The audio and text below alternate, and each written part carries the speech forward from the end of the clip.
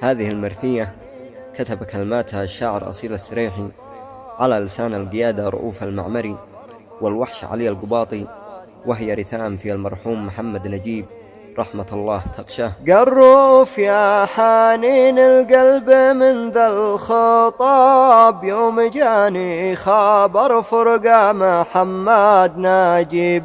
يا حنيني ويا قهري على قل الصحاب، والله ان وسط قلبي نار تلهب لهيب. صاحب الجيد والرجال وقت الصعب، كان وقت الحرايب شهم حاشاه يقيب. قالوا وصل الرجاله صار تحت التراب، راح وروف بعد صار دمع الساكيب. بالناجب مات يا دنيا العنا والعذاب، بلسام الجرح كيف الجرح بعد يطيب. ليتني كنت جنبك قبل يا أخي تصاب، كنت بفديك بروحي يا محمد نجيب. فوق صنعاء المدينة حزن مثل السحاب، خيم الحزن سعوا بعد قتل الحبيب. ما حدا شي مصدق فرقاتك والغياب، وانت ذي كنت يا أخي في الشدد ما تقيب.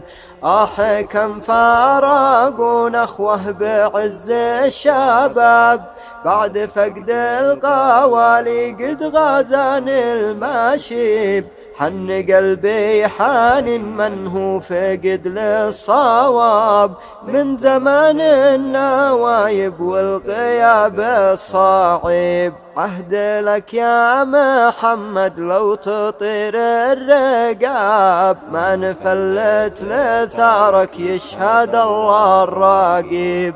عهد بالدم مختوم لن تزع كل ناب، من خصومك وحني يا مجاري القصيب. في الختام أسأل الله والدموع في انسكاب، يسكنك جنة الفردوس قرب الحبيب.